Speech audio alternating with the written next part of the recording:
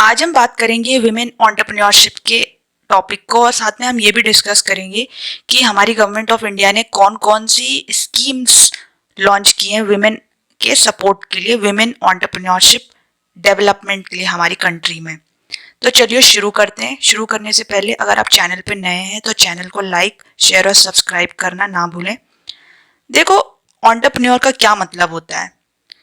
ये एक French word से डिराइव हुआ है, ऑन्टरप्रेंडा, ऑन्टरप्रेंडियर। ओके, इसका क्या मतलब होता है? To undertake. अंडरटेक करने का मतलब कुछ स्टार्ट करना, कुछ करना बेसिकली।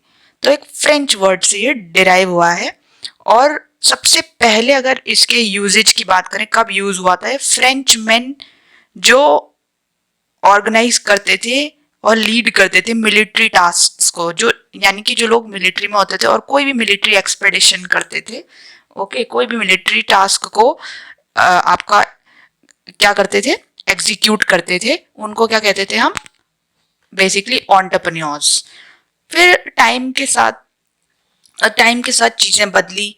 एक फ्रेंच इकोनॉमिस्ट थे, रिचर्ड कैंटलन। उन्होंने बेसिकली बोला कि एक एंटरप्रेन्योर एक डीलर होता है जो परचेज करता है मीन्स ऑफ प्रोडक्शन, ओके, जिन चीजों से कोई सामान बनता है, means of production, land, labour, capital, है ना, entrepreneurship.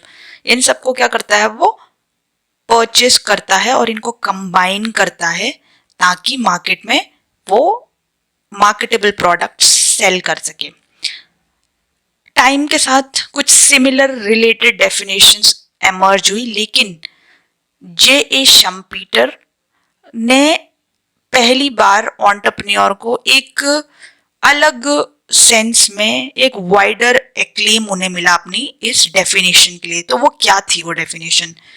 An entrepreneur is an innovator. उनके हिसाब से एक एंटरप्रेन्योर कौन होता है? एक इनोवेटर होता है, who carries out new combinations to initiate the process of economic development. इसका क्या मतलब है? एक ऐसा पर्सन जो इनोवेशंस करता है। इनोवेशन क्या होते हैं? इन्वेंशंस, बिल्कुल कुछ नया लाना, लेकिन इनोवेशंस उसी चीज में जो आई है उसमें कुछ चेंजेस लाना। जैसे हम देखते हैं, हम जो भी टेक्नोलॉजी यूज कर रहे हैं, चाहे वो आपका लेट से मोबाइल फोन हो, स्मार्टफोन, लैपटॉप है, पीसी है, इनके इनके फीचर्स में कंटिन्यूसली चेंजेस आते हैं। चाहे वो हम बात करें कैमरा क्वालिटी हो गई, म्यूजिक हो गया, एप्स हो गए, लुक वाइज, है ना। तो इन चीजों में चेंजेस लाने वाले को क्या कहते हैं? इनोवेटर कहते हैं। ओके, अब वो नई नई इनोवेशंस करता है उनके हिसाब से, और इससे क्या होता है? हमारी इकोनॉमी का डेवलपमेंट होता है। ऑब्वियसली इकोनॉमी का डेवलपमेंट कैसे होगा? जो भी प्रोडक्ट्स बनेंगे वो मार्केट में सेल होंगे, है ना, सेल होंगे इंटरनेशनल मार्केट में भी थ्रू एक्सपोर्ट्स, ओके, और डोमेस्टिक बाउंड्रीज में भी। अब वो उनके हिसाब से वो या तो नए प्रोडक्ट्स लाता है, मतलब नए चेंजेस के साथ प्रोडक्ट्स लाता है, या नए मार्केट्स में एंटर करता है। नए मार्केट मतलब नई जोग्राफिकल बाउंड्रीज भी हो सकती हैं, नया आपका सेगमेंट हो सकता है, कस्टमर सेगमेंट। जैसे पहले लेट से वो फीमेल सेगमेंट में था, अब मेल्स में आ गया, किड्स में आ गया। ऐसे बहुत सारे बेसिस पे सेगमेंटेशन होता है, साइकोग्राफिक, बिहेवियरल, डेमोग्राफिक, जोग्राफिकल। तो ये सब इन बेसिस पे वो नए मार्केट्स में एंटर कर सकता है, नए सोर्स ऑफ रॉ मटेरियल्स को कॉन्क्वेस्ट कर सकता है। मतलब उसे पता चला कि एक सप्लायर है जो कि इस एरिया में है और भी बेटर प्राइस में बेच रहा है, और भी बेटर क्वालिटी है, इस रीजन में है। तो इससे क्या होगा? एक इसे भी इनोवेटर कहेंगे, इसे भी एक्चुअली हम एंटरप्रेन्योर कहेंगे उनके हिसाब से। ओके, तो बेसिकली उनके हिसाब से यही था कि एक पर्सन जो कंटिन्यूसली इनोवेट करता रहता है उसे ही हम क्या कहते हैं? उसे ही हम कहते हैं entrepreneur. So this was something unique, a unique definition which basically got a lot of acclaim. Okay, entrepreneurship and women entrepreneurs के बारे में डिस्कस करते हैं हम। देखो, एंटरप्रेन्योरशिप क्या होती है? मैंने तुम्हें बताया कि एंटरप्रेन्योर कौन होता है? एक पर्सन होता है बेसिकली, इट्स अ नाउन। एक पर्सन है जो कि अपने किसी यूनिक बिजनेस को स्टार्ट कर रहा है। ओके, और एंटरप्रेन्योरशिप क्या होता है? इट्स अ प्रोसेस, एक प्रक्रिया है क्या करने की, बिजनेस को स्टार्ट करने की, उसे मैनेज करने की, उसे रन करने की। कोई भी अगर कंट्रोलिंग मेजर अडॉप्ट करने हैं ड्यू टू बिकॉज कुछ क्राइटेरियाज लेट से मीट नहीं हुए, कुछ प्रॉब्लम्स आ गई, कुछ जो हमने टारगेट सेट किए थे वो मीट नहीं हुए, तो उनको क्या करना है? कंट्रोल करना, उनको उन उन उन प्रॉब्लम्स को हटाना है बेसिकली। तो उसे उस किस चीज को हम क्या कहते हैं? इसे हम एंटरप्रेन्योरशिप कहते हैं। तो एक ऐसी प्रक्रिया जिसमें हम एक बिजनेस को स्टार्ट करते हैं, उसे रन करते हैं, मैनेज करते हैं, ऑर्गेनाइज करते हैं, ओके। और जितने भी आसपास चेंजेस हो रहे हैं, चाहे वो पॉलिटिकल हो, टेक्नोलॉजिकल हो, लीगल, ओके, आपके इकोनॉमिक, कल्चरल, कैसे भी चेंजेस आसपास आ रहे हैं, उनको ध्यान में रखते हुए जो एक बिजनेस को रन कर रहा है, ठीक है, इफेक्टिवली रन कर रहा है, एफिशिएंटली रन कर रहा है, उसे हम उस प्रोसेस को हम बेसिकली एंटरप्रेन्योरशिप बोलेंगे। अब विमेन एंटरप्रेन्योर कौन होती है? देखो, एक ऐसी महिला या फिर एक ग्रुप ऑफ महिला जो एक बिजनेस को स्टार्ट करी, एक एंटरप्रेन्योरल वेंचर स्टार्ट करी विद अ यूनिक आइडिया, और उसका उसमें मेजॉरिटी स्टेक हो। अब देखो, मेजॉरिटी स्टेक का क्या मतलब होता है? हिस्सेदारी। हिस्सेदारी किस सेंस में? कितना वो कैपिटल लाई है, ओके, लेट से वो 10 लाख रुपए लाई है, और दूसरा पर्सन लेट से एक मेल है, वो 5 लाख लाया है, तो किसका मेजॉरिटी स्टेक है? जो ज्यादा लाया है पैसा, ऑब्वियसली कैपिटल जो ज्यादा लाया है ना।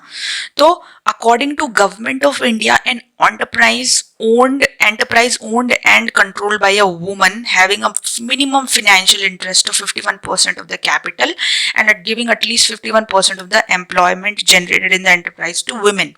तो देखो, एक सिंपल सी डेफिनेशन है ये कि जिस भी एंटरप्राइज ने 51% से ज्यादा हिस्सेदारी, कैपिटल, पैसा जो लाई है, वो विमेन लाई है। कितनी? 51% से ज्यादा। और दूसरी शर्त यह है कि 51% से ज्यादा एम्प्लॉयमेंट उसने अपनी बिजनेस, अपने वेंचर में किसको दिया हुआ है? विमेन, विमेन को दिया हुआ है, ओके।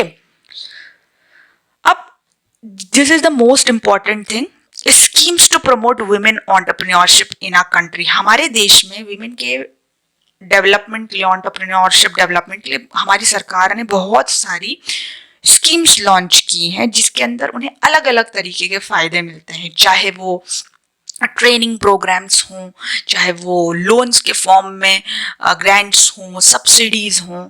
तो आज today we will be discussing about all these in detail. So the first one is the Mudra loan scheme. So Mudra loan scheme क्या है?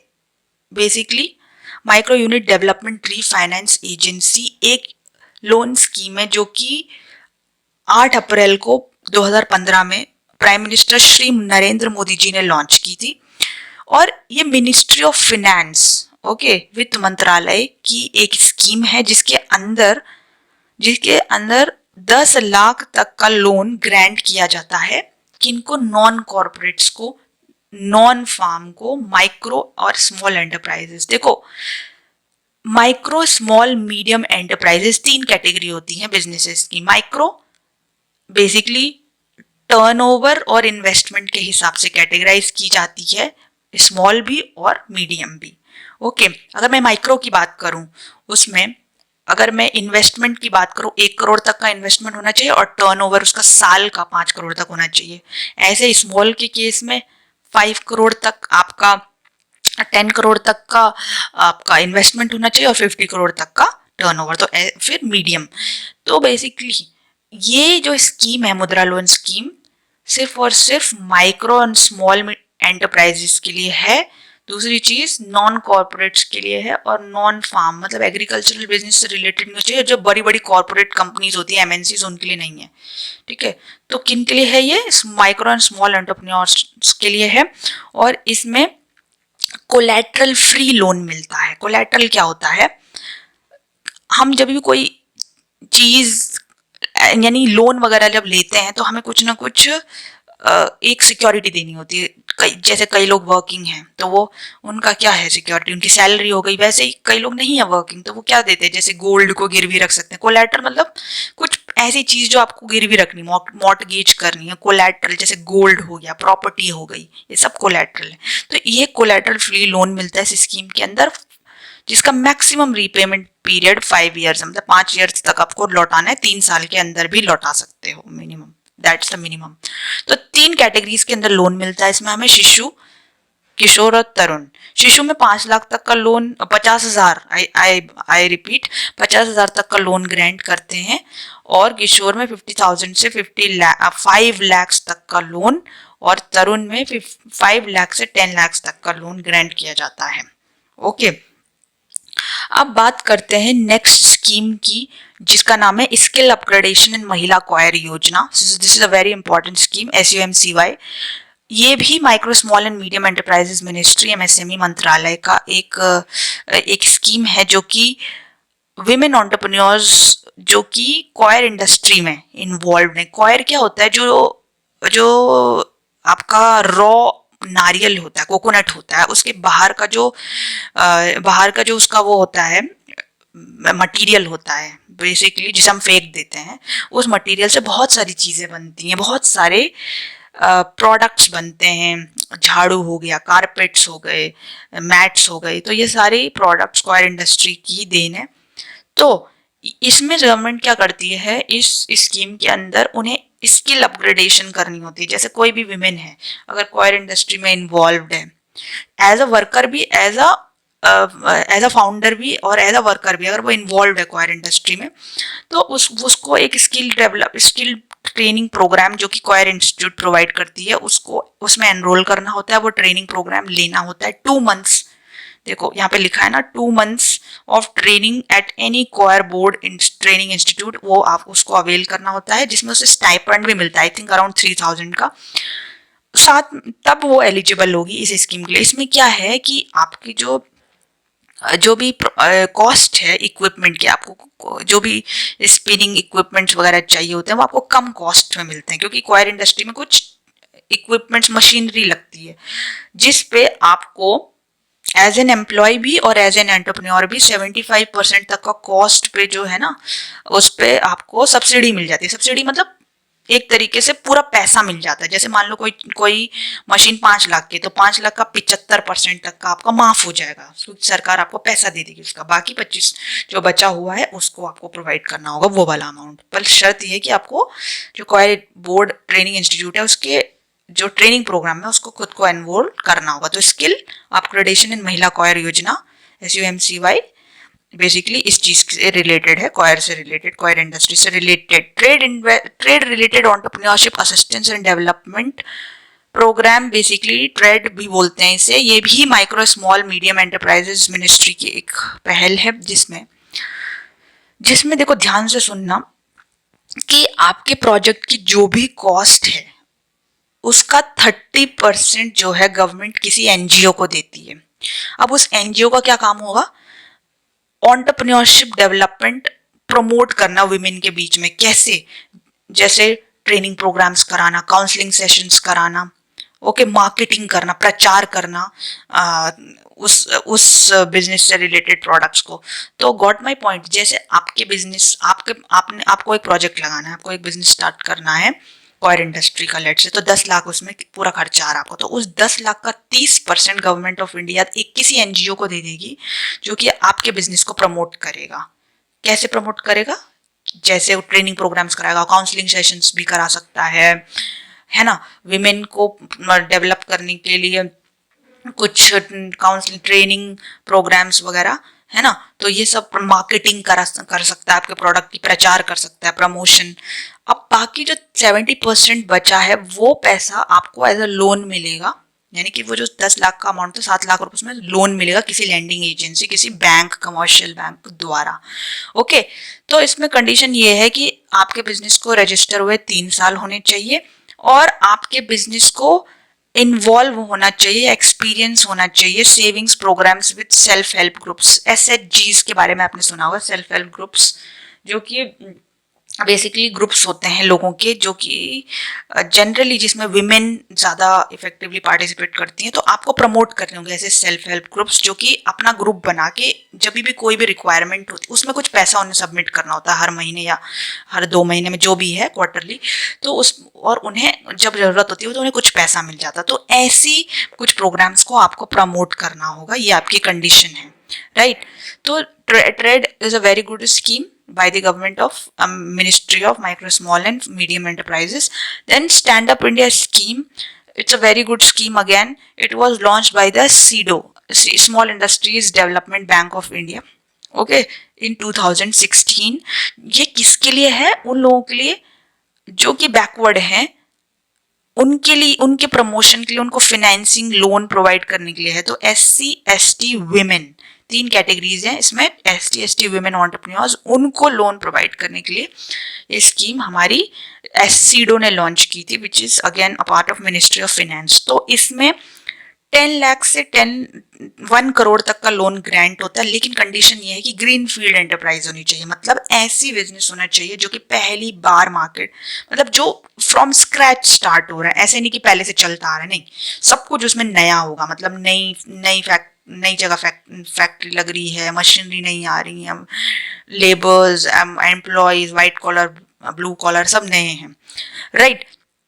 और किसी भी सेक्टर में, जैसे मैन्युफैक्चरिंग, एग्रीकल्चर, सर्विसेज और ट्रेडिंग, इन 4 सेक्टर्स में जो लोग काम कर रहे हैं, जिनका अपना बिजनेस है, ऑब्वियसली जो विमेन एंटरप्रेन्योर्स हैं उनको इसके अंदर लोन मिलेगा, लेकिन SC STs को भी मिल सकता है। और विमेन एंटरप्रेन्योर्स 10 लाख से 1 करोड़ तक का लोन उन्हें प्रोवाइड किया जाता है। तो स्टैंड अप इंडिया स्कीम ये थी। महिला उद्यम निधि स्कीम योजना जो कि मिनिस्ट्री ऑफ फाइनेंस ने लॉन्च की थी, ओके, 25% ऑफ द प्रोजेक्ट, जो भी आपकी प्रोजेक्ट है उसका 25% तक आपको क्या मिल जाएगा, उसमें लोन मिल जाएगा। और 2.5 लाख उसकी मैक्सिमम लिमिट है, मतलब 2.5 लाख से ज़्यादा तक का आपको लोन नहीं मिल सकता।